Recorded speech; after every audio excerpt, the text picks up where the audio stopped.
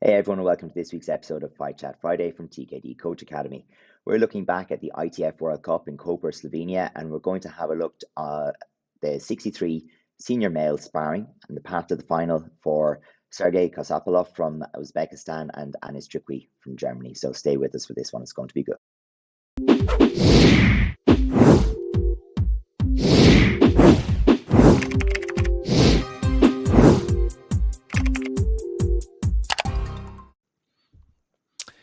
Hey everybody, welcome to episode 111 of Fight Chat Friday. So we're going to get stuck into the 63 division. So watching this one, it was really good. Some really high level people in this division.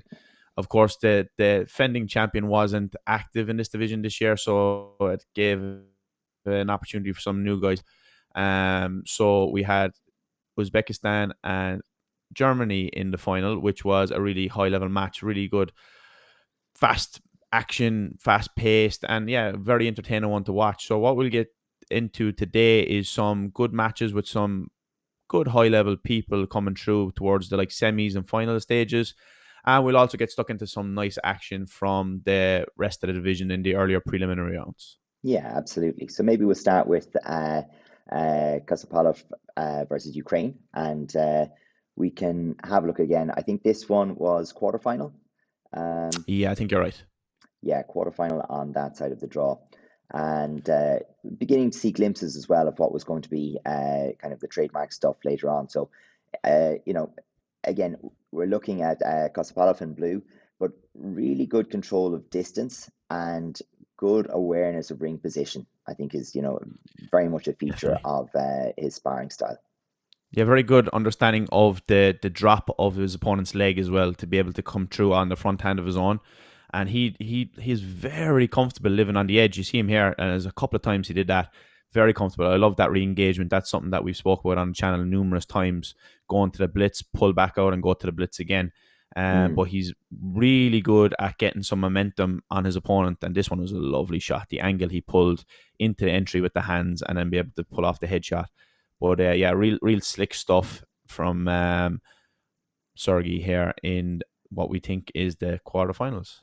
Yeah, and I think one of the things that we're going to see, especially in the final, because I have to slow down a little bit in the final, is this retreating step is quite interesting, and he does something in terms of the pulling of his front foot, which is a little bit, it's not unusual in the blitz, but I think it's something that's well worth mentioning, where he does pull his front foot in, leaving the head and the front hand in place, and it does create the impression that he's continuing to move backwards, but he stays in place and his opponent kind of gets dragged in by the movement of the feet, and then he's hitting from a very close distance, and he does it, consistently through the rounds to Ziga and to Anis Triqui as well a little bit later on. So, very kind of interesting little detail to have a look at. Yeah, it's interesting as well, like the way he mixes up the long jousting shots with the peppering shots, let's say. So he does do that well to gain momentum based on the position and based on the position of his opponent, let's say, because he's able to get good momentum, push them back, and then time to time he just goes in with that front hand nice long. So it's a nice change up as well that he probably does this subconsciously, and it's just like the way he does it is actually really good because his opponent isn't able to get any leeway. You can see here like multiple times his opponent is struggling to get any momentum, and we're going to see this in the final as well. A lot of times against Anis, who is very sharp with the hands, very active, very fast. It's just a way that he does it that puts his opponent in no man's land for a second where they're almost trapped and can't react and get some shots of their own back. So it's very interesting how he does it. So we'll flip over to the other side. We'll have a look at how Anis was getting on, and this is his semi-final, I think, against Bustamante. Quite an interesting match and quite a contrast of styles, I think, as well between these two competitors. Yeah, Bustamante for me, he's let's say wild, but like calculated. You know what I mean? He's very unpredictable in what he does, and then because of that, Anis's style is about timing and about countering effectively with the hands, and that's a very hard thing to do. But what we see it right off the start, I think Mateus had a strategy to keep long off that front leg. And Yeah. kind of like Martin Gadea, really, and to lure people in onto that nice side kick. So for me, he was trying to lure in Anis because he knows what he's about and try to score some defensive side kicks and things like that. So that's the way a match starts. And we see Anis then gradually getting into it. But it's very difficult against somebody. There was a bit of action there. But against somebody who is hard to counter because they're a little bit more chaotic, it's usually a better strategy for you to go forward instead of try to counter them. It is very hard to counter somebody who is chaotic, and especially in short rounds, it's hard to get a read.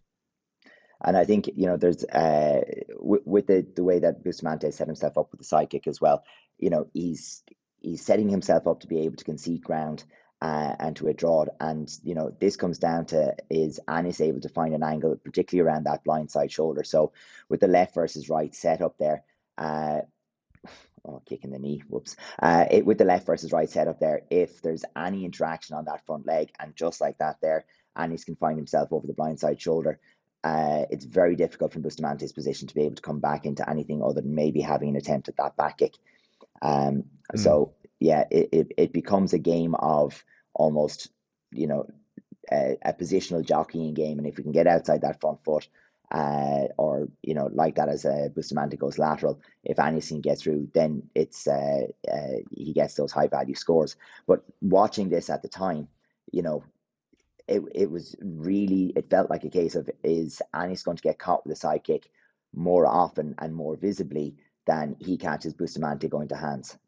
Yeah, and like Anis actually did really well to turn the tide on this as well, and to be able to pull it around, because like Mateus wanted to counter himself, but in terms of luring him in, so he was willing to kind of press forward, hoping that Anis would commit, and then he could catch him on the counter, let's say. But I think it was actually a good strategy. But I think Anis was just a little bit sharper, and he was alert to it and able to pick off nice clear scores, especially towards the last maybe 40 seconds of the match. Yeah, and you know what? I think that was the biggest factor, was the clarity of the scores, because I think early on in the round, the first minute and a half, Bustamante is catching Anis with a couple of those side kicks, and they seem like they're landing pretty clean, pretty square.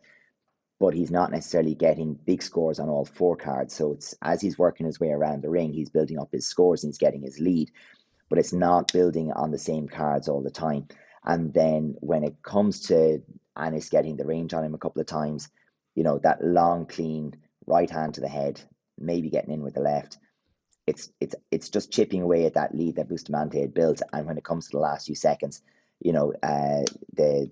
it ended up flipping around and coming in Anis's favor. Like, it was a tight match, and two very, very different. It was, Bustamante set himself up to counter Anis's game plan, and it almost did the job. It's a good strategy. Like, it is the strategy that I'd be looking for if I was coaching as well. But like, what came down to the factor there of you mentioning the clear scores on the four scorecards was vital, because there was a lot of warnings and some minus points as well in there from Mateus, which obviously affected the score towards the end, and allowed Anis to get those. Yeah, you don't. So that was another big factor. So you got to be aware of the warnings, and you have to be aware of any fouls as well, because that's going to make a big impact on all four cards. Whereas if you're in the corner and sneaking in those nice side kicks, okay, fair enough, but they're not visible to all four referees often. So you got to be aware of that as well. For sure. So we pop over to the other semi-final, and we have Kospolov versus Ziga from Slovenia. And for me and for you, I think as well, we had set Ziga as our favourite for this one based on his performance. That was a cracker of a side kick. That was a great side kick, 100%. But we set him as a favourite for a very simple reason. He's a pressure fighter, and it's a 3-minute round, and he wants to apply pressure consistently through the 3-minute round. He's here in blue.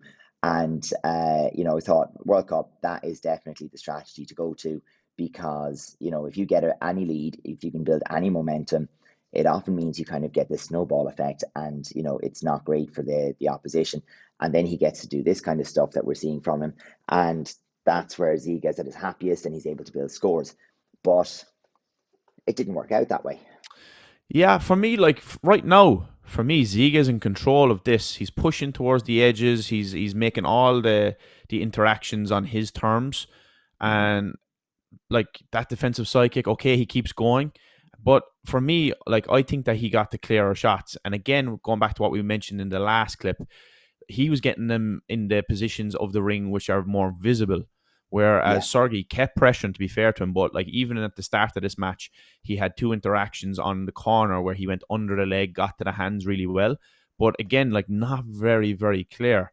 So I think like the side kick for me from Ziga is actually a much clearer shot. And for now, Yes. at this moment of the match, for me, he's doing enough, but obviously not in the scorecards towards the end. But credit to Sergey. He's pushing the pace here the last couple of seconds. And I think that anybody who's able to get to the hands and really create some momentum, which we highlighted already is a big factor of his game, got a great return at this particular ring. Yeah, absolutely. And again, we highlighted, but this right at the very, very end was actually a big moment in this match as well. Yeah. You can see the card changing under there. Now, I think, in fairness, I think that pulled it from a draw. I can't remember exactly, but I think it pulled it from a draw into Kozoplov's favor. And then Ziga didn't really react. He kind of looked at the board and went, oh. And then there was the blitz at the end, which I think sealed the deal. It just made it that bit clear. It's like, oh God, what's gone on here? And then we get launched in. So yeah, it just shows you that for anyone that moment where the scoreboard changes can be quite impactful. But the whole thing is you have 3 minutes of not getting the return on the scoreboard that you think you should be getting. Because like that, I wasn't watching this match from that vantage point when I was at the World Cup. I was watching from 30 meters over onto the right hand side. I couldn't see any scoreboard. I'd walked past it on the way over because I was coaching Jamie at the same time, and Ziga was 3-1 up, and it looked to be he's in control. He's pushing out from the center. He's doing Ziga things. This seems fine, and I didn't hear about the result until afterwards. I'd kind of seen some of the stuff. But it was a little bit of a surprise to me because you'd be coming from the point of view of you're a spectator watching from the outside. You're looking at scores that look perfectly clear, but you're not seeing what's going up on the board. And it just shows you. We said it in our first chat when we were debriefing after the World Cup. What the judges are expecting, and what the judge, and we even had judges commenting that an experienced and trained judge can tell that the shot has landed by the sound and by whatever. So it's like, no. Well, That is not how the rules work, my friend. This is not the thing. But that is typical of what you expect when you go to this world level and you have judges from everywhere involved. You're going to start to see some differences creep in. And, I think that match was certainly one where we would have expected Ziga to get a much better return on those side kicks across the match than what he actually got. So, yeah. But as you said, Kospolov kept the pressure on. There was still attempts to get scores. He was still pushing for scores and pushing to the hands right through to the very last second. And he got his return. He did. Yeah, and I think if we just go through the clip again, we actually see him do quite well in moments coming under the side kick or going around it, let's say. Like this first one, he nails him. But from then on, he kind of got a little bit of a read. And Ziga's doing the right thing. He's having the short stance and lifting and coming under. But that's actually a lovely reversal. And he did it really, really well. But like there's not a very clear differentiation on scores. And like we did a post really on this recently about the clarity of scores and differentiation and stuff. For me, a lot of these moments are 50-50 battles because Ziga doesn't back down. He still trades. And for me, you need the very clear scores. Like we can't see this because of the camera angle, obviously. But like even these ones here, like Kospolov gets in really, really well. And even the turning kicks that he scores, they're really, really nice.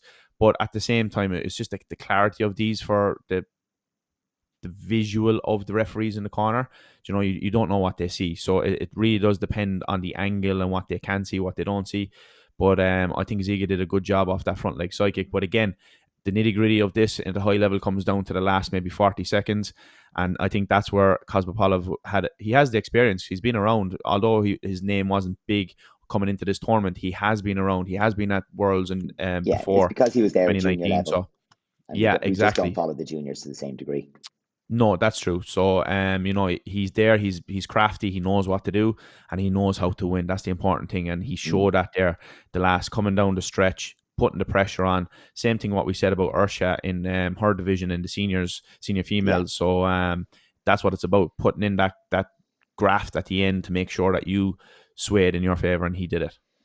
Yeah, and I think what you were saying as well. There's little things in the warnings there where Ziga's getting penalised when Kospolov is spinning into his side kick, and if he's catching the back, if he's catching Kospolov, it just depends. The referee might view that as well, you spun and then you fell over, and the warning goes the other direction. And if that happens once or twice, it's might be enough that Ziga retains 1 point and Kospolov loses 1 point, and you're into that last 10 seconds with a slightly different score on the scorecard. So, those things can matter, but you have to move it past those things mattering by your own warning control, and your own scoring efforts have to move it past that being the critical deciding factor. Yeah.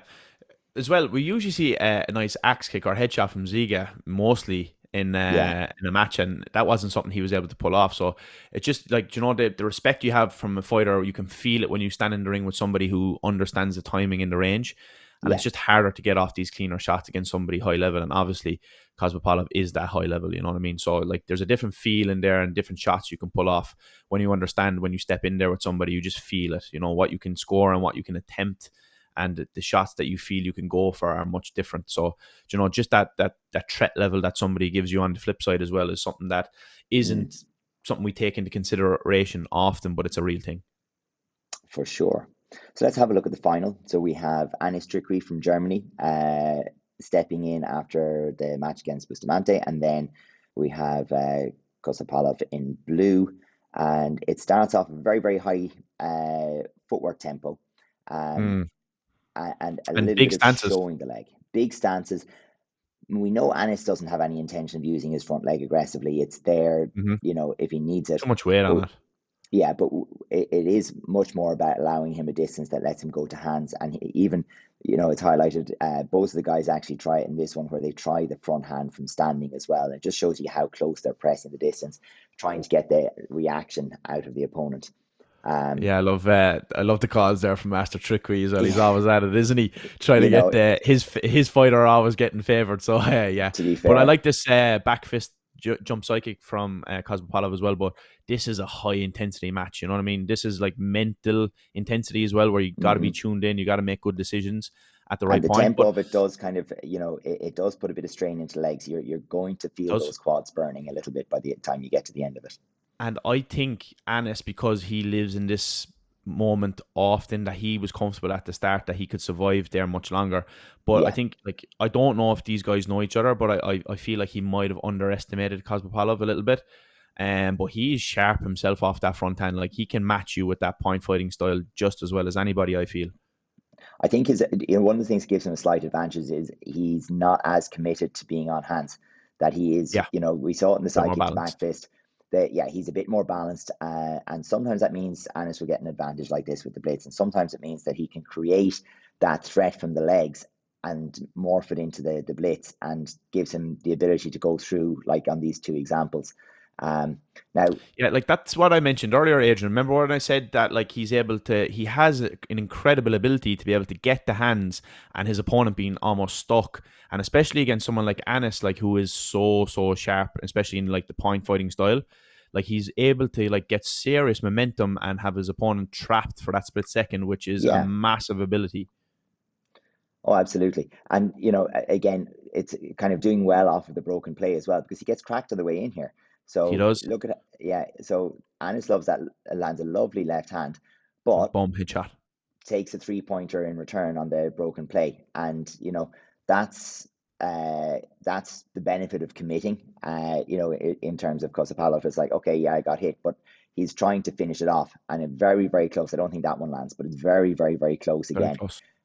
And he landed a couple of these throughout the whole run to the final as well. So he's able to find that left leg to the head so well, and it's all about him being on balance and him being in the driving seat when he uses his hands. His footwork there is something to be studied and to be looked at, because he's able to set his feet, gain momentum. The opponent is almost falling back and is like second fiddle then, and isn't in the driving seat, and that allows him to pull up that shot. And like, fair play to him, great win. Anis is absolutely no slouch, great fighter, and to be able to go through Ziga as well. Yeah, it was, and to be able to go through Ziga and Anis there and get the result is no easy feat. No, absolutely. A few things that I like really enjoyed, watching this final, and a couple of shots that both the guys tried. The attempts at their front hand back fists, Mm-hmm. definitely something that was interesting. But we have here, I think the blitz, and we've just done in slow motion. You can kind of have a look where he pulls the front foot, and by he I mean Sergey. He pulls the front foot, and it looks like he's going backwards, and you know he set that forward back forward rhythm, but then breaks it. So he's by only moving the Yeah. foot. So the whole thing goes kind of like forward, back, forward. Looks like the foot is going back and then continues And forward. then So he it's goes just, forward with the hand. yeah, Lovely. it's a nice little sneaky one. And I particularly like here at the end. Let's see if I can get the spot right. Yeah. So here we have that. Oh, it's the next one. So we have the flashing high kick coming from Anis here, but Kospolov is being backed into the corner as this happens. And I just like the change of position out of this. It's like an X-ray in reverse, where he's thrown the body to one side, and in throwing the turning kick has allowed himself to spin through onto the other side. So he actually pulls himself, out of the corner while taking an attempt at a score. So I really like that as a little bit of a slick side benefit on a scoring attempt as well. So Mm. yeah, Yeah, just go go ahead. ahead. I was just going to say that he has a great ability to be able to hang around in the corners as well and not get Mm. punished. So like it's like that's a feel thing. Like I said earlier as well, like people aren't willing to go for it because he is a big threat with his footwork, with his rhythm, with his front hand position. People obviously feel that he can counter them and is luring them into a trap, but he gets away and he's super comfortable there, hanging around and living on the edge. Yeah, but it's always exciting when you get to watch these kind of high level battles, and it was a case of Anis being so committed to challenging distance, challenging tempo. He's also almost always pushing from the middle out. He squeezes and creates so much pressure without a direct interaction or threat. It's really good to watch, because it's such a polarized sparring style.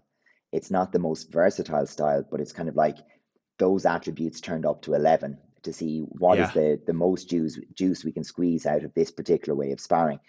And it's fascinating to watch because it's a case of it works until it doesn't, like anything. But you can see the pressure he's been able to create on opponents, pushing back very close, making them respect the threat that he has from his hands, leveraging that to get those to force those exits, to get those quick points on the hands, and the clarity of the scores. And in previous rounds, he's been really, really good at keeping his warning count low. But in this final, both of the guys, because they've been able to match each other a little bit on that, the warning count's actually quite high, and it does come into it a little bit for both competitors. That it has had an impact on the scoreboard. And throughout the match, there's been moments of, well, I'll go now simply because the third warning pushed a flag over the other way, and it was like, well, I got to work again. So it was a very engaging final to watch on that front as well. yeah, it's like that style is very, very effective and it works against 99% of people because you're living at an intensity and a timing and a speed and footwork that nobody really lives in. So generally the people like Danilo, the people like Triqui, these guys are doing really, really well and getting a great return. And when somebody is able to understand that footwork, that timing, and that rhythm, then as well, that's very, very effective. So obviously, Kospolov is able to do that really well. So you need to be able to understand that, understand testing steps, understand the rhythm changes, and how people set up their entries with the hands and the blitz. Very much point fighting style from Wacko. So you Mm. do need to understand that to be able to survive with those top level guys, and give them something else to think about, force them to a plan B essentially. So just as we come to the end of this division, it's worth you found another few nice shots that were just maybe worth pulling out, commenting on as we go through. And do you want to talk us just through a couple of these as well, and we'll see where what kind of things we're looking at.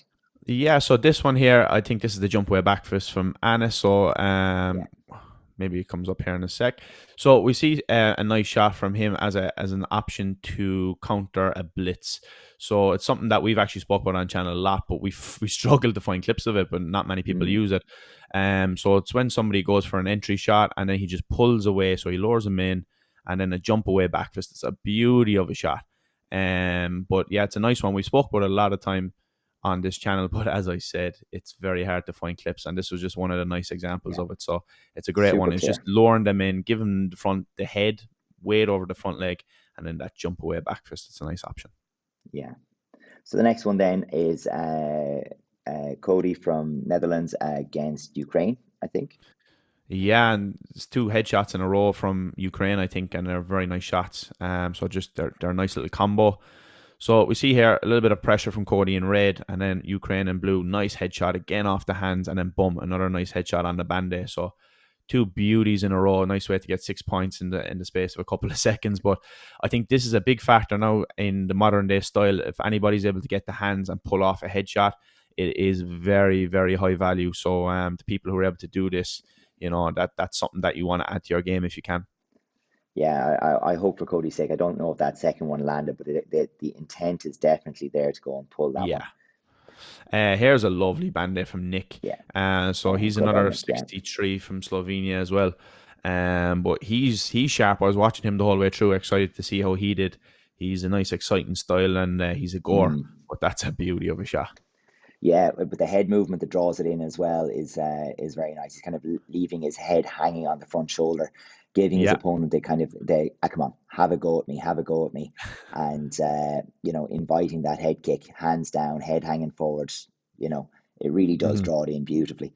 And we often talk about when people are, one of the common questions that comes up the whole time for us is like, how do I get better at reacting, or how do I improve my reaction speed so that I can counter better? And the answer is act. So don't wait for the other person to do something.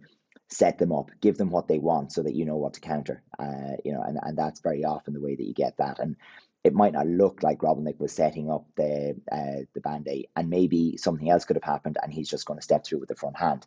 But when Belgium offered him the front leg high line shot, it's like, oh, perfect. That was what was preloaded. And you just got to pull the trigger and let it go. Yeah, lovely shot. So some good Slovenians there coming through on home turf as well. So I think they're going to do well in the next couple of campaigns as well. They're coming strong again, let's say. Absolutely. So I think that brings us to the end of the episode for this week. So I hope you've enjoyed watching the World Cup's best 63s in action. Really exciting one, especially the final was super exciting to watch. And a different style coming through from what we were expecting in terms of the style of fighter and the shots that were being scored. So it's nice to be wrong sometimes. It's much more entertaining. And, looking forward to seeing how these guys continue to perform into the future. Yeah, Uzbekistan coming through and doing really well because they're not really on the radar too often. We don't see them at many tournaments, especially here in Europe. They're not really a team that we see much of. So they came through at this campaign and did really, really well. So fair play.